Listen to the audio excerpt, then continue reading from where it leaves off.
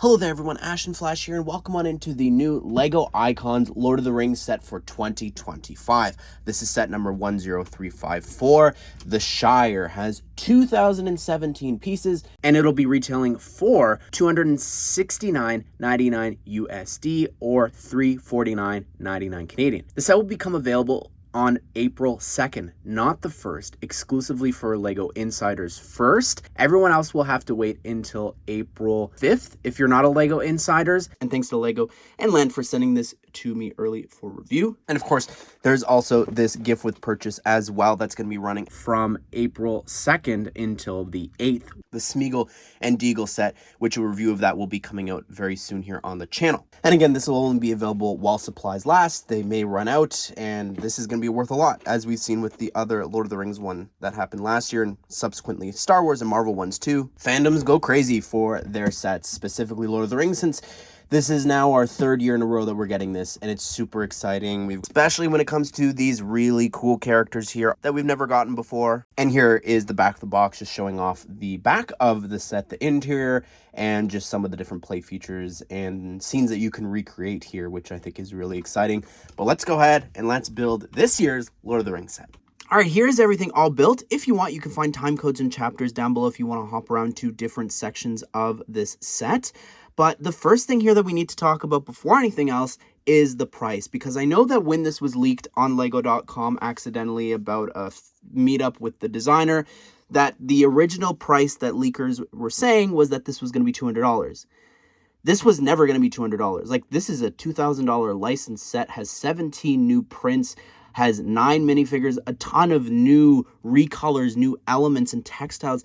There's just zero chance that this was ever going to be $200. I believe since then, leakers, they've said that the rumored price was originally going to be $240. So maybe because of the tariffs, most likely it has been bumped up to $270. I know that's a lot. This is still technically the cheapest Lord of the Rings set of the 3. Does it hold up and to that same standard?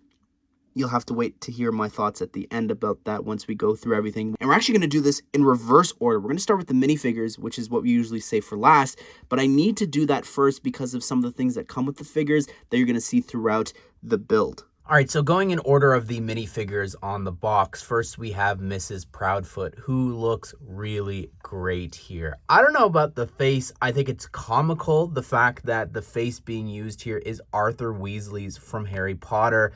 But, I mean, it definitely has the grumpy expression on the one side. You've got a smile on the other. And then the hair piece here being used is actually the Wendy hair from Disney 100, but it's been recolored here in reddish brown. So that's pretty cool. Also, the torso looks great. That's a great new printing there. I think it looks like something that you'd see on a Hobbit from the Shire. But what's awesome about this here is the new dress piece. You can see underneath the feet. It's the same feet that a couple of the Hobbits in the set used that was introduced in Rivendell. But here, we've got this new piece, which is just so cool. I cannot wait to see where else this is obviously going to be used. Also here, you've got a radish. Here is Farmer Proudfoot. I think this also looks really great here. The torso looks great with the checkered pattern there and the buttons and everything on the front.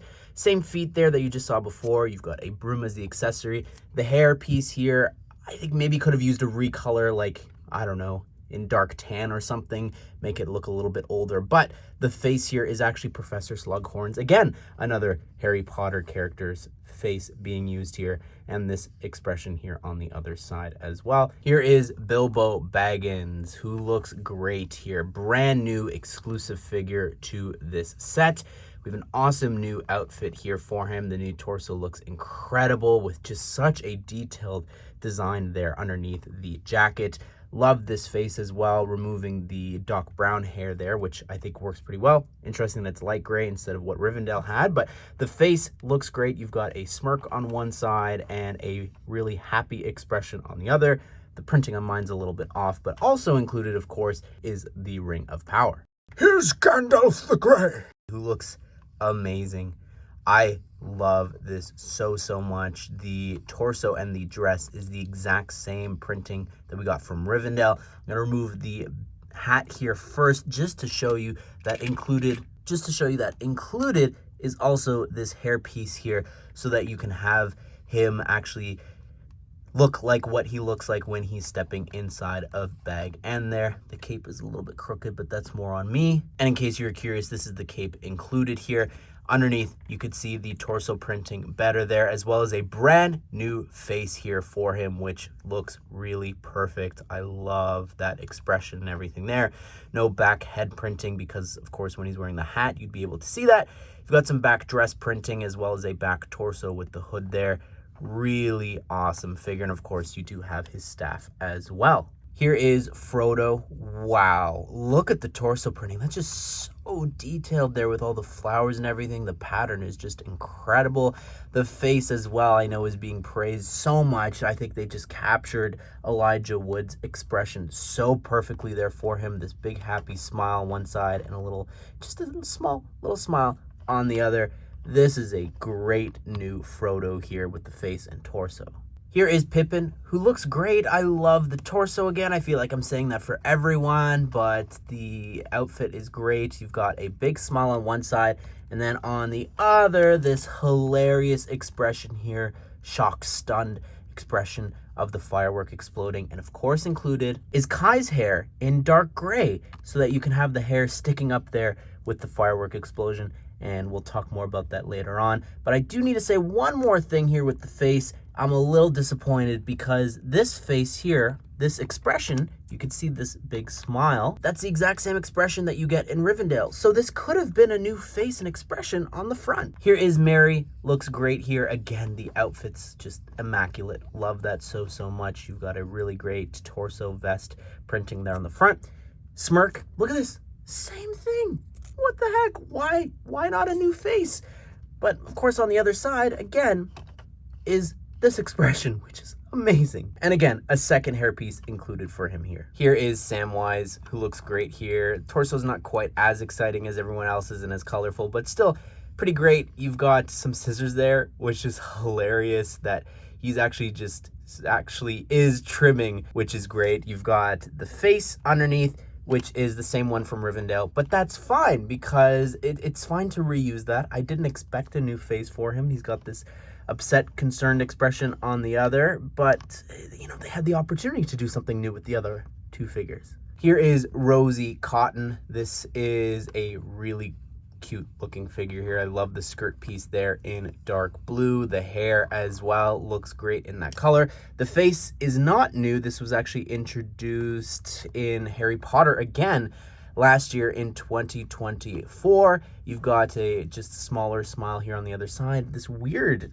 like scar on that one eye for some reason, but the back torso, and then of course underneath the skirt, it's the dark blue dual molded legs that you've seen here in the set already. Here you go. You've got the little cart for Gandalf's arrival, and you could have the figures actually sitting, or wait a sec, they're standing. Don't worry, Rivendell solved this solution. And here is the piece side by side. I love that the printing's like identical. You could see all the little wrinkles and everything, the tatters down below. It's a very simple build here. And the idea of this was introduced in Rivendell, and the fact that another set, a Disney set, used this design, it just makes me so happy that other themes are getting on board with this. The uses for this is just so smart. I'm so happy that this is included here, and I can't wait to see what other themes start to adopt this design. And you've also got a pair of reddish brown legs as well for you to pose the figures and have them sit around the set.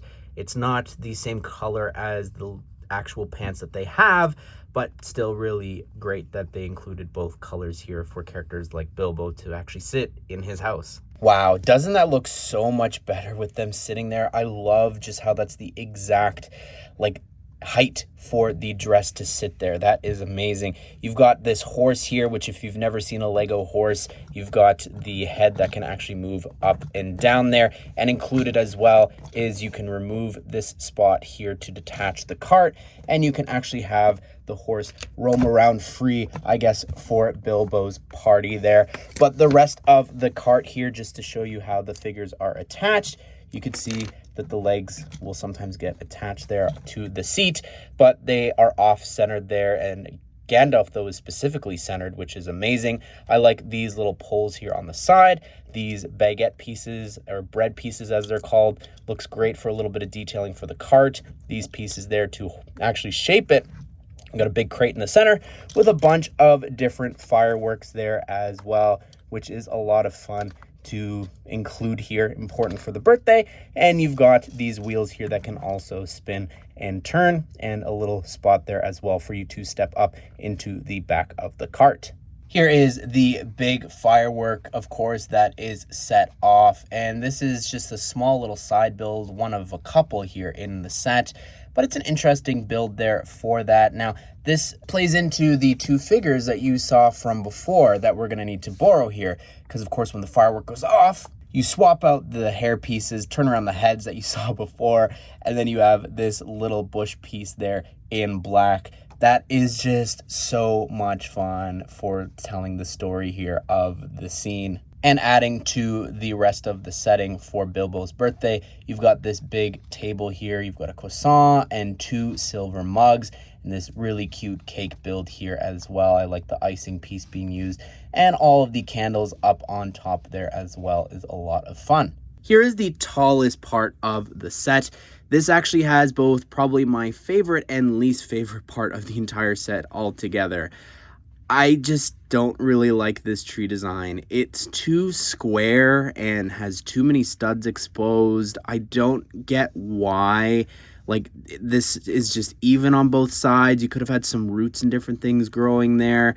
The tree just feels like something out of Minecraft. Like, it's just so square. It doesn't fit with the rest of the set that has just such organic shapes and curves, like especially when looking at the actual house. And then you've got this huge rectangle.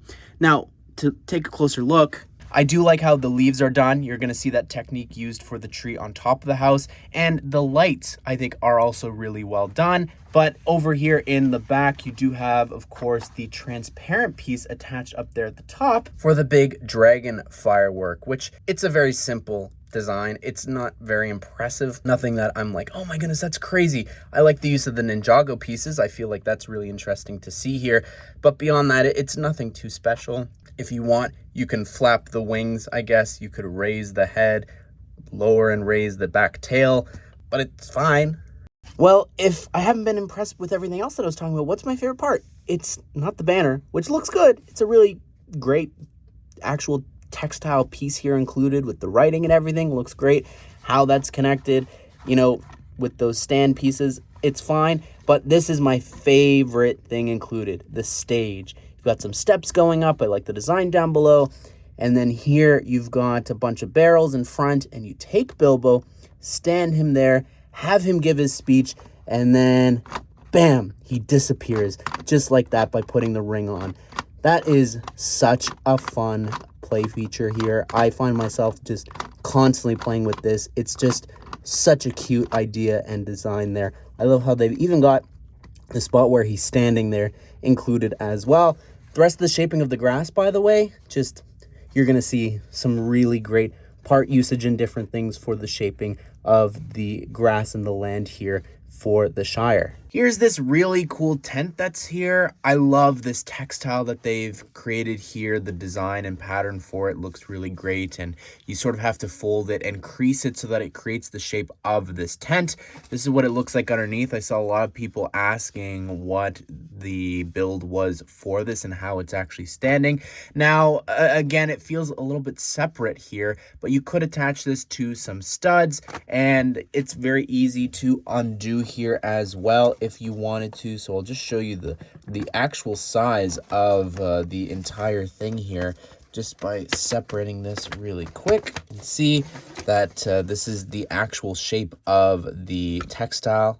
And here's what the frame looks like on its own. Also, height-wise, it's perfect for hobbits. It's able to sit on top of this side build here for Merry and Pippin, as well as the birthday cake if you wanted to as well. Here is Bag End. I love this a lot. As someone who had the original one from The Hobbit, I am so excited to have this new updated version. There's so many new elements and pieces and building techniques, new colors. There's so much that Lego has to offer for this iconic house. And I think that it just looks amazing, the shaping of it. I've seen a lot of people as well comment that it sort of reminds them of what I did for Shrek's Swamp. I definitely see why they would think that. Again, it's got a lot of green like I had in that submission. There's even a tree.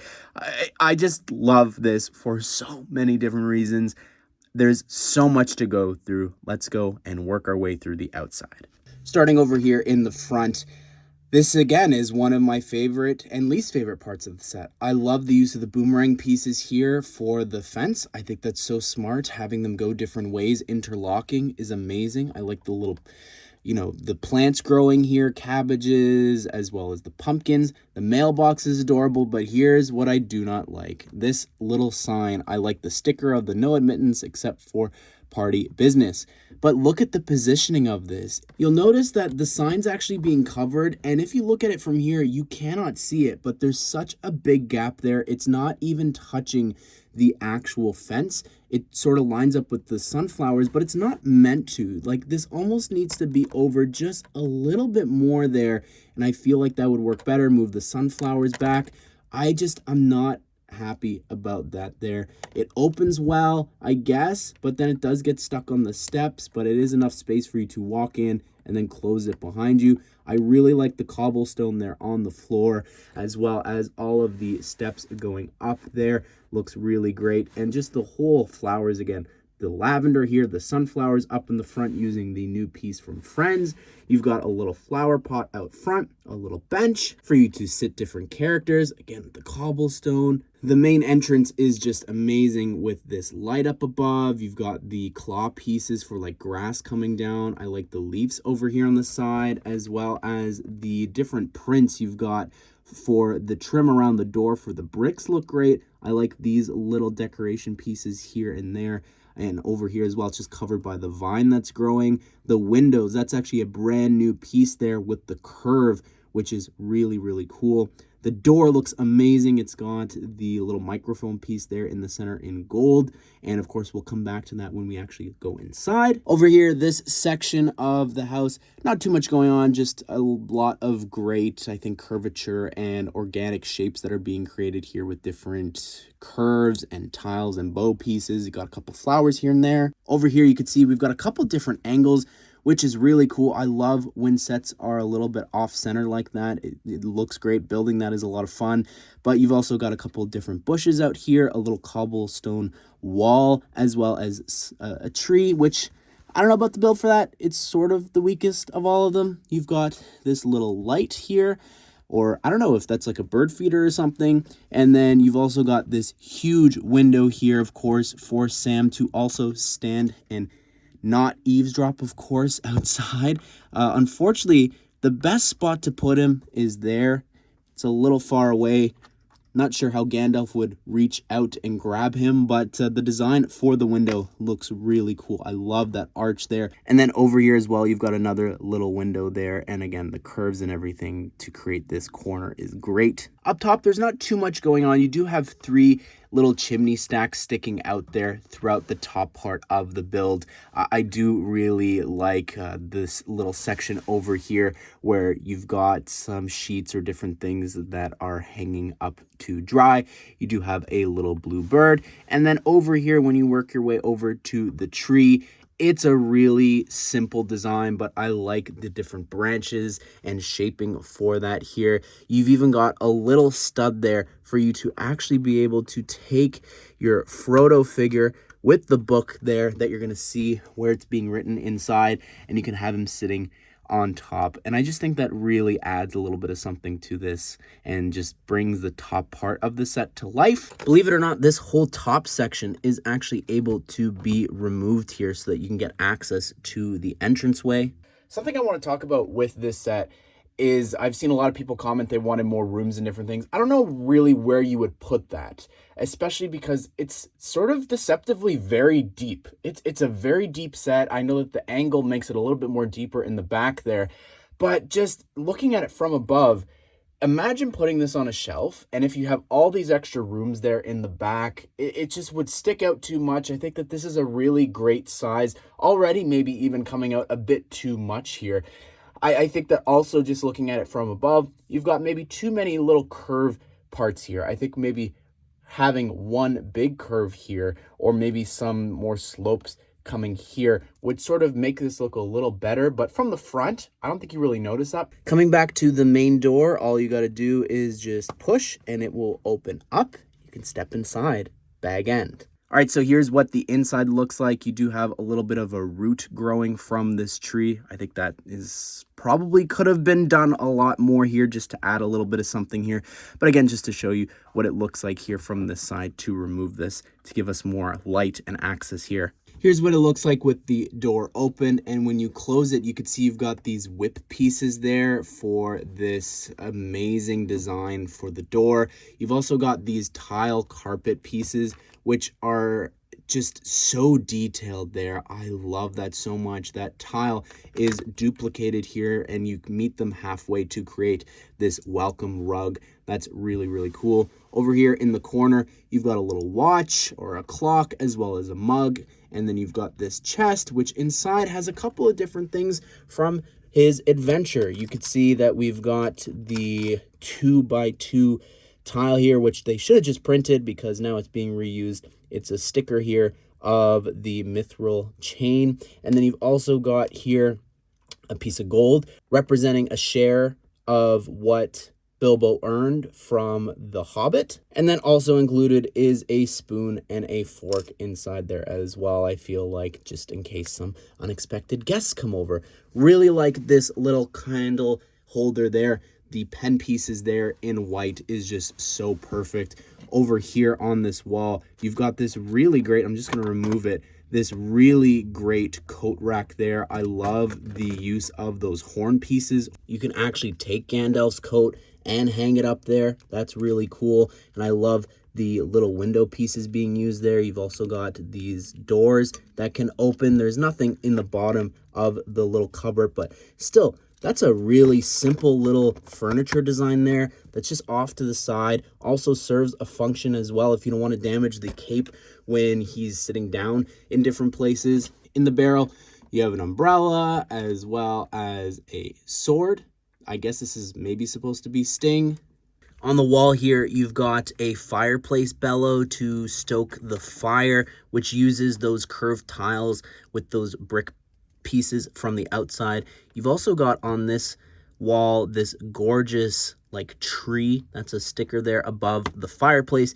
You've got some logs there in the corner to throw onto the fire, as well as the seat. I've accidentally just pushed it down a bit, but you could see if I pull that down the handle, you can actually put Bilbo there to sit down and write the book. You can also just remove the seat very easily. You've got a little quill there in a transparent purple piece there. Over here on that tile, you can see it says Deed of Contract that's sitting on the table. And then you've also got a spot here to actually put the book that Bilbo's writing, which has a really great cover there. And it also says there and back again on that 1x2 tan tile inside. Got another little candle there in the corner. Then making our way into the kitchen and dining room area, you've got this seat build here using this piece from Minecraft. Again, Rivendell used this so smart, and now this set as well is using that.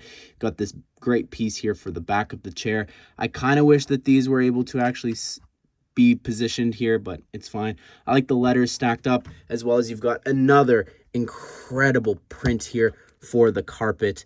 Looks so cool. Again, you can repeat that there and put them side by side. In the back, you've got a pine cone on the windowsill. I like to think that that's a reference to The Hobbit. I know that there's actually large pine cones in this scene, but still, you've got a bottle. You've got some tea being poured there for Gandalf, as well as you've got this really great 2x2 tile of the framed map from Bilbo's adventure, which looks great with the Lonely Mountain, as well as Smaug up there and some writing, a compass up there. Maybe this is the tease for the next set. I don't really know. In the back there, you've got a little flower in a vase. And then this over here above the fireplace is great.